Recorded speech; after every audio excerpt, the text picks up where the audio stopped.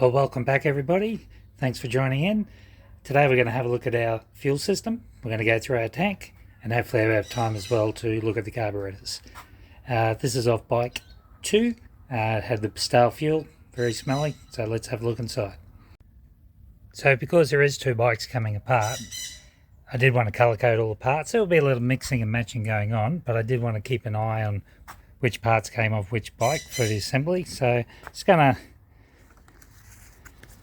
use these little dots, go over the bike, label them all, just make keeping track of things a lot easier, make yourselves a bit easier to know which bike I'm working on at the time. So I'll get that underway today.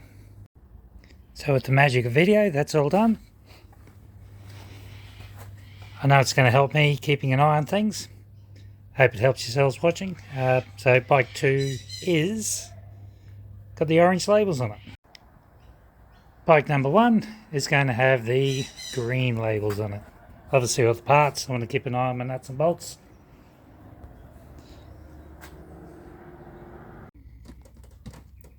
So my goal here is to film this as I see it, as it's coming apart. So when I see it, it's for the first time. We're just pulling the centre unit out. Not the centre, the fuel tap of course. Let's have a look.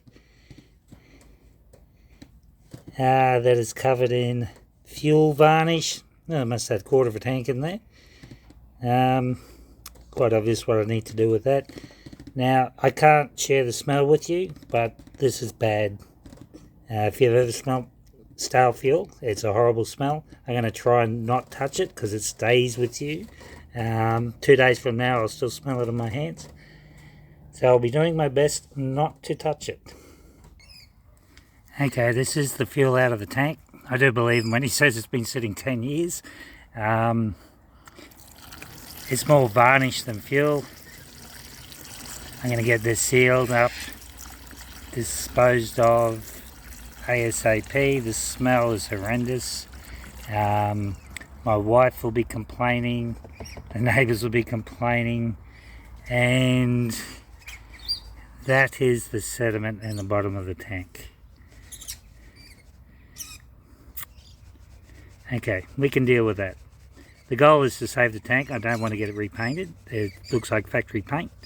I want to keep it as original as possible. I will flush the tank and we'll look at putting a liner in it to make sure it's sealed properly and we don't get any more corrosion. But that'll be the goal for that tank. It's too straight and too tidy for me to throw the whole thing in a acid tub. So we will deal with that. I wanted to look inside the tank, so I went online and bought one of these. $19, came out of the States. It's made in China. We'll have a quick look at it. Nice little camera on it, got a light fitting. Plug it on the back of your phone, download an app. We'll see if it's any good.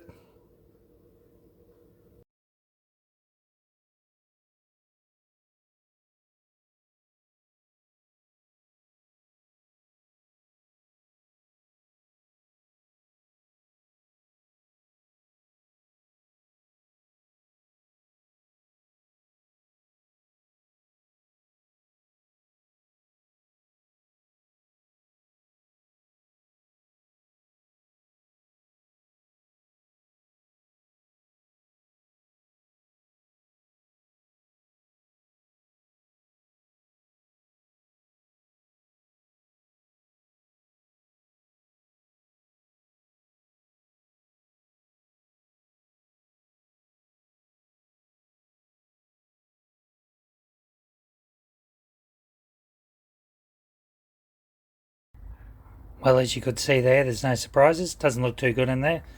A lot of varnish, a lot of rust. It does give me an opportunity though to try and give it a clean, have another look at it afterwards and just do a couple of comparisons. Let's set the meter ohms. Do a quick check. Meter's good.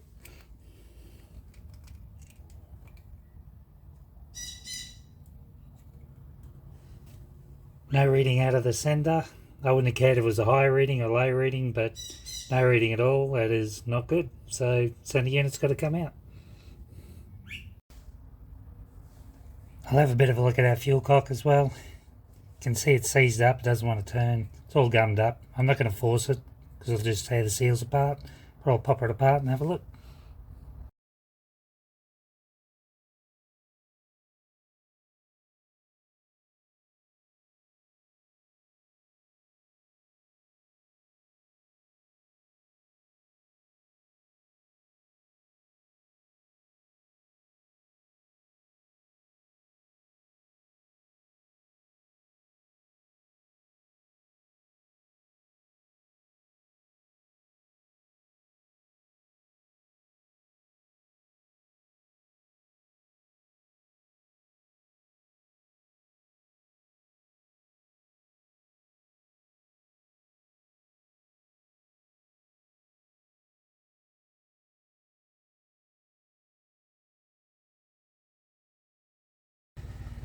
Okay, that's that part done. Now if anyone's wondering why the filter didn't go back on, I used the old O-ring. It is coming apart again. This is just for cleaning. I'm going to order a new one of those anyway. Moving along, I'm going to try something different. What I've looking at here, obviously the cap's quite corroded. We know there's corrosion in the tank. I'm just going to pull the cap apart.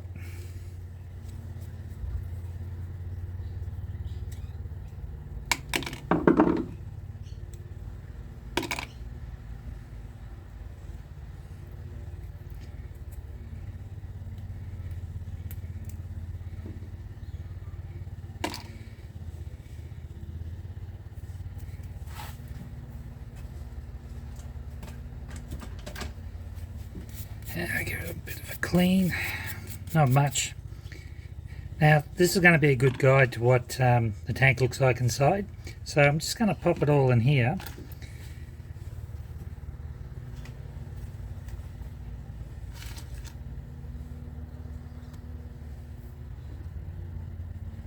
And I'm just going to add the cleaning vinegar.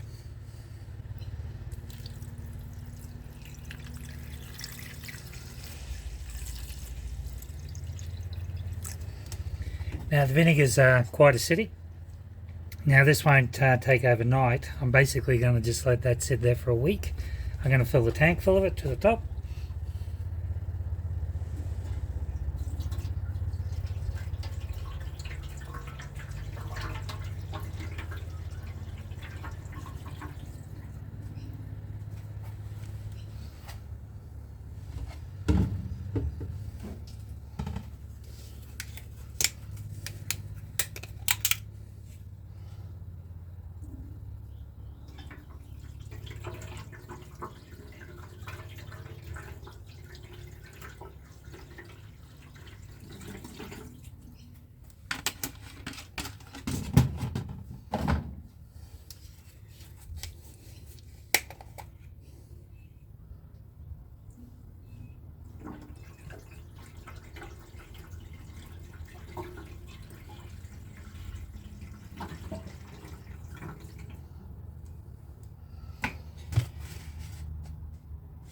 Okay, so the vinegar is acidic. I'm hoping it will eat into some of that rust. It's going to live for about a week. I've got nothing to lose. It costs $2 a bottle. I'm going to fill the tank. We'll come back in a week and we'll have another look, see what it comes up like. Okay, the next challenge for today is to remove these carburetors.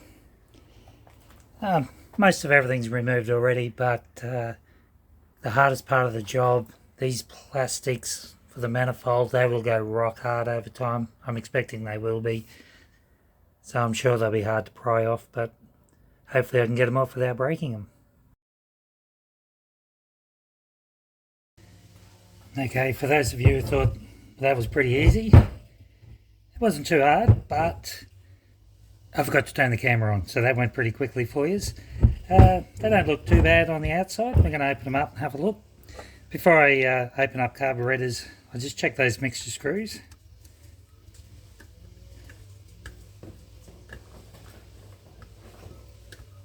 Yeah, they're all still turning. And I just want to do a quick count. Half, 1, 1 1/4, half, 1, 1 1/2, 2, 2 1/4. Well, I better stop there and write this down just a moment. Okay, 1 1/4, 2 1/4, half, 1, 2, 2 1/2, 3 turns.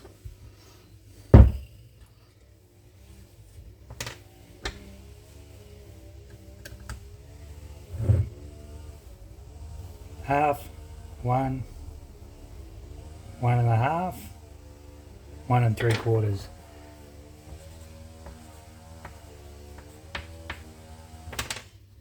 Okay, it's not important because I'll be setting them up again anyway, but the fact that's 1 1/4, that's 2 1/4, that's 3. Running rich, these would have been running lean. I'd say these carburetors were a fair bit out of balance when I was running. If you remember the spark plugs, this cylinder and this cylinder were pitch black, so it sort of all makes sense. We'll have a look inside.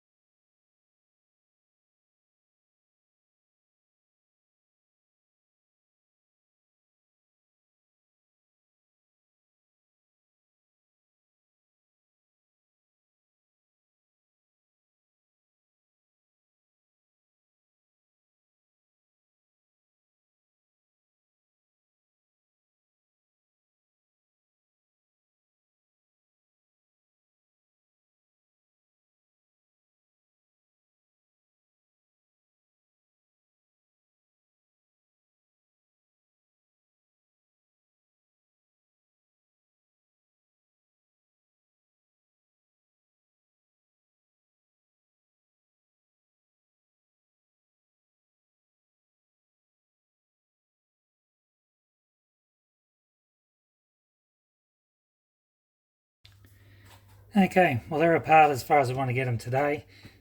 I'll look at ordering some kits tomorrow. If you want to see what 10-year-old gummed up fuel looks like, there you go. It's just full of sludge in there. Needle and seats were stuck. Everything was pretty much stuck in there. The jets are all clogged up. Bowls are a mess. Everything will clean up okay. Put a kit through it, it'll be alright. I wasn't going to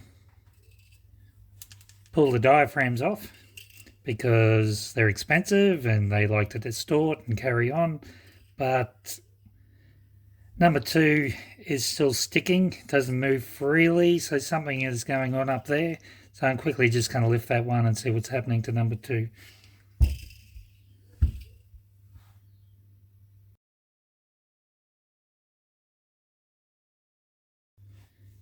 Okay, so let's have a look. I'll lift her out.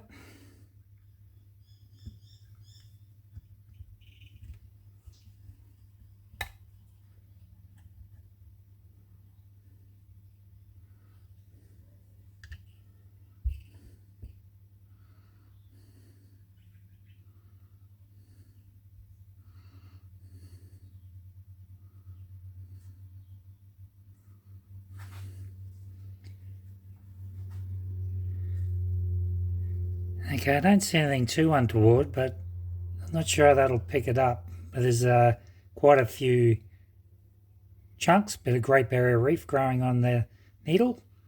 So it may have just been catching on that. I'll give it a quick clean, drop it back in and see if it moves freely. Okay, I've got a bit of a clean up. Let's pop it back in.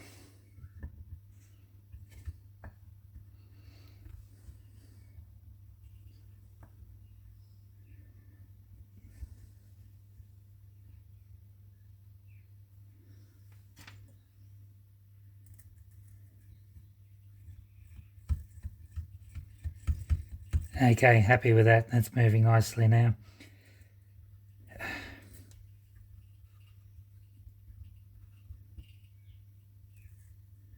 What I am going to do is just pop the top back on that. I will clean the others because that one was a problem. I don't like removing the tops unless you really have to. Every time I've had, the diaphragm tends to swell, it'll grow. I've had trouble buying them before. So if I don't have to remove them, I don't. But I'm going to reattach that one. I will clean the other ones, but I don't like leaving them open. I've done it before. You come back in 2 weeks, they're all swollen up. They don't go back in. And then you can't find any new ones. So I'm going to try and keep that together as much as possible. That's about all it for today. I'll order a few parts. I'll get in some proper cleaners. We'll get them cleaned back up. So stay tuned for reassembly day. Thanks for watching.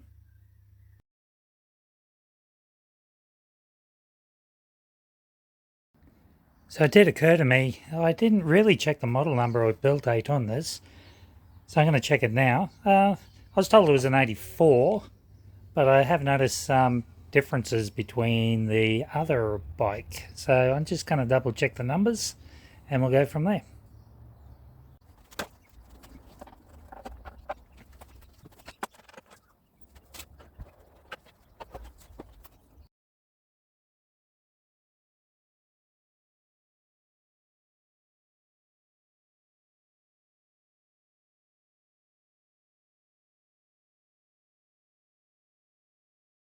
It's all looking a bit sad for itself at the moment.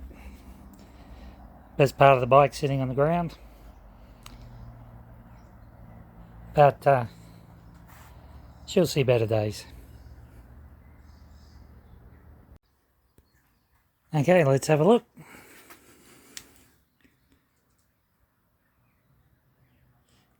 I can see a first month 85 compliance date on it.